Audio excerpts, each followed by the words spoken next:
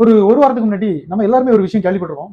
தென்காசி பக்கத்துல ஒரு முட்புதர்ல வந்து ஒரு இறந்த பெண் சடலம், ஒரு 30 வயசு மதிக்கத்தக்க ஒரு பெண் சடலம் வந்து பாதி எரிஞ்ச நிலைமையில வந்து கிடக்குது அப்படின்ட்டு நம்ம எல்லாருமே கேள்விப்பட்டிருக்கோம். அந்த குற்றவாளிய அது என்ன நடந்துச்சுன்னு தெரியல. குற்றவாளிய இன்னும் கண்டுபிடிக்கல அப்படிங்கிறது நம்ம எல்லாருமே கேள்விப்பட்டிருக்கோம். அந்த கேஸ பத்தி தான் நம்ம இன்னைக்கு பார்க்க போறோம். அதுல வந்து கொலையாளி யாரு அப்படிங்கிறத கண்டுபிடிச்சிருக்காங்க போலீஸ்காரங்க. கொலையாளி வேற யாரும் இல்ல, கட்டின புருஷன் தான் பண்ணியிருக்கான். இந்த சம்பவம் வந்து இதுல இவங்க லவ் மேரேஜ் வேற. அந்த பொண்ணை வந்து இவன் லவ் பண்ணி தான் கல்யாணம் பண்ணியிருக்கான். இவங்க வேற வேற சமூகத்தை சேர்ந்தவங்க. லவ் பண்ணி கல்யாணம் பண்ணி வீட்டுல புருஷ மண்டாட்டிக்குள்ள வர சண்டையில வந்து அந்த பொண்ணை அடிச்சு கொன்னு, உறவுக்காரங்க அவனோட சொந்தக்காரங்க உதவியோட அந்த பொண்ணை வந்து இன்னொரு ஃப்ரெண்டு ஒருத்தன் கார் வாங்கிட்டு போய் கார் டிக்கில வச்சு 100 கிலோமீட்டர் தாண்டி, ஆக்சுவலா இவனோட ஊர் வந்து வேற, இவன் அந்த ஊர்ல இருந்து 100 கிலோமீட்டர் தாண்டி இன்னொரு ஊர்ல கொண்டு ராத்திரி அந்த சடலத்தை போட்டுட்டு அதை எரிச்சிட்டு வந்து என்ன எதுவுமே யாருக்கும் தெரியாத மாதிரி என்னமோ ரொம்ப புத்திசாலித்தனமா நம்ம பண்ணிட்டோம் அப்படிங்கிற மாதிரி வந்து உட்காந்துட்டான்.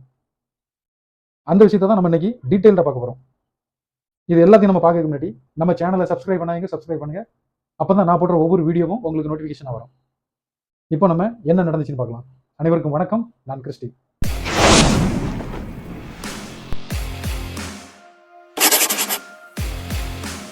ஃபர்ஸ்ட் என்ன நடந்துச்சு அப்படின்னா, தென்காசி பக்கத்துல இலத்தூர் அப்படின்னு ஒரு ஊரு. அந்த ஊர்ல ஜென்ரலா மக்கள் நடந்து போயிட்டு இருக்கும்போது கொஞ்சம் காட்டுப்பகுதி மாதிரி அந்த ஊர்ல, அந்த காட்டுப்பகுதியில் கொஞ்ச நாளைக்கு முன்னால கிட்டத்தட்ட ஒரு வாரம், லாஸ்ட் ஒரு வாரத்துக்கு மேல, ஒரு 9ஆம் தேதி 10ஆம் தேதி நினைக்கிறேன். ஆமா, நடந்து போயிட்டு இருக்கும்போது அங்க ஒரு பெண்ணோட சடலம் வந்து அங்க பாதி எரிஞ்ச நிலைமையில ஒரு முட்புதர்ல, ஒரு 30 வயசு மதிக்கத்தக்க ஒரு பெண் சடலம் பாதி எரிஞ்ச நிலைமையில வந்து முட்புதர்ல கிடந்திருக்கு. இது அந்த வழியா நடந்து போற மக்கள் வந்து பார்த்துட்டு போலீஸ் வந்து இன்ஃபார்ம் பண்றாங்க. இலத்தூர் போலீஸ் வந்து அங்க வராங்க. வந்து அந்த பாடியை வந்து எடுத்து போஸ்ட்மார்ட்டத்துக்கு அனுப்புறாங்க. போஸ்ட்மார்ட்டத்துக்கு அனுப்பிட்டு அந்த சடலம் கிடந்த இடத்துல வந்து அவங்க வந்து சுத்தி ஏதாவது ப்ரூஃப் ஏதாவது கிடைக்குமா அப்படின்னு தேடி பார்க்காங்க. அங்க கொஞ்சம் நம்ம ட்ரிங்க்ஸ் பாட்டில், இந்த குவார்டர் பாட்டில் இதுன்னு அங்கே கொஞ்சம் கிடக்குது, அதெல்லாம் கலெக்ட் பண்றாங்க. வேற பெருசா அவங்களுக்கு எதுவும் துப்பு எதுவும் கிடைக்கல. ஸோ என்ன பண்றாங்க அப்படின்னா, அந்த பொண்ணு வந்து இறந்து கிடந்த அந்த பொண்ணு வந்து எங்குள்ள பொண்ணு, என்ன கதை அப்படின்னு எந்த ஐடியாவும் அவங்களுக்கு கிடைக்கல. ஸோ போலீஸ் என்ன பண்றாங்க அப்படின்னா, ஸ்பெஷல் டீம் வந்து ஒரு 3 ஸ்பெஷல் டீம் ரெடி பண்றாங்க. 3 ஸ்பெஷல் டீம் ரெடி பண்ணி அந்த கேஸை வந்து விசாரணை நடந்துட்டு இருக்குது. அப்போ ஒன்றும் பெருசா தகவல் ஃபர்ஸ்ட் கிடைக்கல. அதுக்கப்புறம் என்ன பண்றாங்க அப்படின்னா, அந்த பாடி கிடந்த ஏரியாவில் உள்ள பக்கத்தில் உள்ள சிசிடிவி கேமராக்களை கொஞ்சம் செக் பண்றாங்க. அப்படி செக் பண்ணும்போது ஒரு பர்டிகுலர் கார் வந்து அவங்க சந்தேகப்படுறாங்க. அப்போ அந்த பர்டிகுலர் கார் வந்து 2-3 வாட்டி அங்க இங்கேயும் போயிருக்குது. ஸோ அந்த காரை அவங்க சந்தேகப்பட்டு அந்த காரோட நம்பரை நோட் பண்றாங்க. நம்பரை நோட் பண்ணிட்டு அந்த காரோட ஓனர் யாரு அப்படின்னு வந்து விசாரணை பண்ணிட்டு, அந்த ஓனர் யார் அப்படின்னு பார்த்தா சிவகாசியில் உள்ள ஒரு நபர். விருதுநகர் மாவட்டம் சிவகாசியில ஒரு பர்டிகுலர் ஆளோட ஒரு கார். அந்த ஆள்கிட்ட போய் விசாரிக்காங்க. அப்போ இந்த கார் வந்து யார் வாங்கிட்டு போனவங்ககிட்ட, இது எப்படி இந்த டைம்ல உங்க காருங்க வந்திருக்குது அப்படிங்கும்போது அவரு ஒரு ஜான் கில்பர்ட் அப்படின்னு ஒரு ஃப்ரெண்டை கை கட்டுறாரு. இவன் ஜான் கில்பர்ட் என்னோட ஃப்ரெண்டு, அவன் தான் காரை வாங்கிட்டு போனான், நீங்க சொல்ற தேதியில அவன் தான் கார் எடுத்துட்டு போனான் அப்படின்னு சொல்றான். உடனே போலீஸ் வந்து நேரே ஜான் ஜான் கில்பர்ட் அவர் வீட்டுக்கு போயாச்சு. போய் அவரை பிடிச்சி விசாரிக்கும் போது தான் ஃபுல் சம்பவம் தெரியுது. ஆக்சுவலா என்ன நடந்திருக்கு அப்படின்னா, இந்த ஜான் கில்பர்ட் அப்படிங்கிறவர் வந்து என்ன, இவருக்கு வந்து ஒரு 33 வயசு. இவர் வந்து விருதுநகர் மாவட்டம் சிவகாசியை சேர்ந்தவர். இவருக்கு வந்து ஒரு 33 வயசு. இவர் வந்து ஒரு பெயிண்ட் கடையில வந்து அங்க வேலை பார்த்துட்டு இருக்கிறாரு. ஸோ அந்த ஏரியாவில் உள்ள கமலி அப்படிங்கிற ஒரு பொண்ணு, இவங்க வந்து ஒரு டெய்லர், லேடிஸ் டெய்லர் போல. இவங்க 2 பேரும் வந்து வேற வேற சமூகத்தை சேர்ந்தவங்க. இவங்க வந்து லவ் பண்ணி தான் கல்யாணம் பண்றாங்க 2 பேரும். ஒரு 4 வருஷத்துக்கு முன்னாடி 2 பேரும் லவ் பண்ணி கல்யாணம் பண்ணியிருக்காங்க. இவங்களுக்கு ஒரு பெண் குழந்தையும் இருக்குது. இவங்க புருஷன் பொண்டாட்டிக்குள்ள வந்து சண்டை வர்றது வந்து இயல்பு தான், அது ஒன்றும் பெரிய இது இல்லை. பட் இவங்களுக்குள்ள வந்து சண்டை அடிக்கடி வரும் போல. அப்படி சண்டை வந்துட்டு இருந்திருக்கு. இந்த சம்பவம் நடந்தது வந்து 9ஆம் தேதி, லாஸ்ட் 9ஆம் தேதி.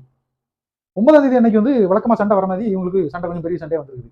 அப்போ என்ன ஆயிருக்குன்னா, அந்த கில்பர்ட் அப்படிங்கிறவன் வந்து அவனோட ஒய்ஃப் வந்து ஏதோ கம்பியால தாக்குனதா சொல்றாங்க. ஒரு கம்பியை வச்சு ஏதோ அடிச்சிட்டான். அடிச்ச உடனே அந்த பொண்ணு வந்து கீழே விழுந்து ஏகப்பட்ட ரத்தம், ரத்தம் போய் ஸ்பாட்ல இறந்துச்சு. இவன் வந்து அந்த அவனோட ஒய்ஃபை வந்து கொல்லணும் அப்படின்னு அடிச்சானா, இல்ல எதார்ச்சியா அடிச்சதுல அந்த பொண்ணு இறந்துச்சா அப்படிங்கலாம் தெரியல. எப்படியோ அடிச்சது தப்பு தானே.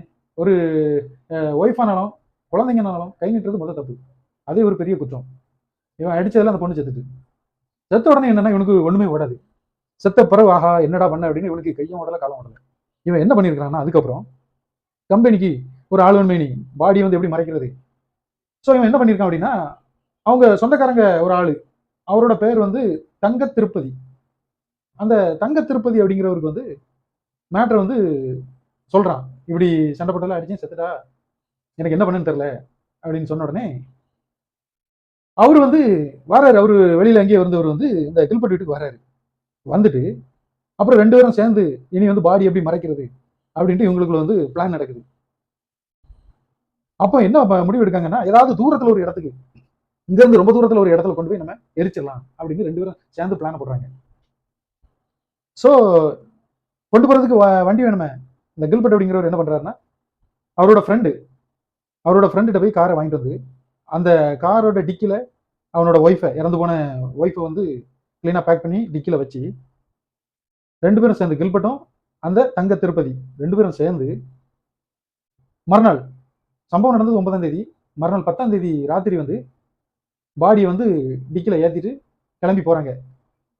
எங்கடா கொண்டு எரிக்கலாம் அப்படின்ட்டு அப்படி வந்து வந்து ஒவ்வொரு ஊரா தாண்டி தாண்டி வந்து வந்து கடைசி எங்க வந்திருக்காங்க, சிவகாசியில இருந்து தென்காசிக்கு வந்துட்டாங்க.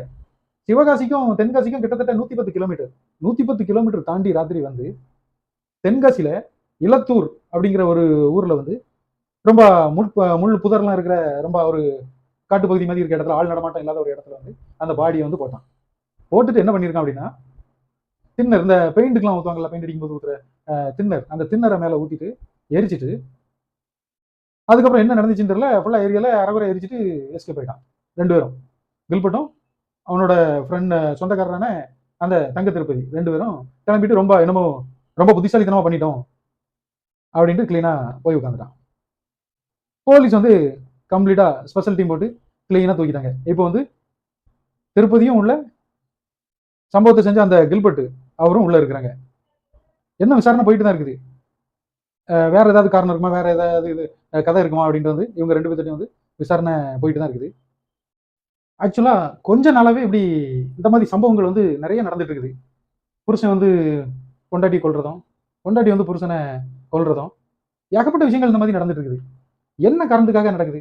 இந்த பாருங்க, புருஷன் வந்து பொண்டாட்டி கொண்டாச்சு, புருஷன் ஜெயிலுக்கு போயாச்சு, இனி அவங்களுக்கு ஒரு பெண் குழந்தை வேற. இந்த குழந்தையோட எதிர்காலத்தை நினைச்சு பாருங்க. இந்த மாதிரி சம்பவங்கள் வந்து, இந்த மாதிரி கொலை சம்பவம் வந்து என்ன காரணத்துக்காக நடக்குது? இந்த அளவுக்கு எக்ஸ்ட்ரீமுக்கு போற அளவுக்கு அப்படி என்ன பிரச்சனை அப்படிங்கிறது எனக்கு தெரியல.